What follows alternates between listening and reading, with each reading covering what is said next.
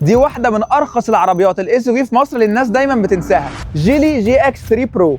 نسمي الله ونبدا. عندك الدي تايم راننج لايتس ليد والاشارات ليد، انما الالوان العاديه بقى هالوجين. كنت كملي جميلك يا جيلي. المرايه من خامه شبه الكربون فايبر، وده اغرب باب انا شفته في حياتي الجديده دي. من ورا بالنسبه لي احلى من قدام كمان. عندك سبويلر روش، الانوار كلها ال اي دي وبلاك داوت سنه وكاميرات وسنسورز خلفيه. الشنطه دي على الورق 400 لتر، بس انا بعيني كده الصراحه شايفها اصغر، بس انا مش هفهم اكتر من الشركه. من جوه شبه جدا الجيلي ايميجرنت اللي كنت لسه مصورها لكم. عندك ديركسيون مالتي فانكشن، مثبت ومحدد سرعه، شاشه مش صغيره ما فيهاش ابل كار بلاي بس فيها ايزي لينك اللي تقريبا بيعمل نفس الحاجه. وعندك مخرج يو اس بي ومساحه كبيره للموبايل. هنا فيها فتحه سقف والكراسي جلد بالكامل، وفيها ستيتشنج احمر عجبني الصراحه. بتيجي بموتور تنفس طبيعي بيطلع 103 حصان مع فتيس سي في تي. العربيه فيها كل وسائل الامان، كنت افضل بس ان هي تبقى اكتر من 2 ايرباك، وكمان فيها كيلس انتري، نسيت اقول لكم المعلومه دي. فمن غير ما اطول عليك قول طول يا ابو الصفاصيف، عربيه اس يو في صغيره فيها الوان روشه تنفع لبنت جامعه كده يعني. ولو عايز العربيه دي او اي عربيه جيلي هتلاقيها في النيو ستار، الموزع الرسمي من جيلي ابو غالي. تقدر تجي لهم 18 شارع حافظ رمضان مدينه نصر.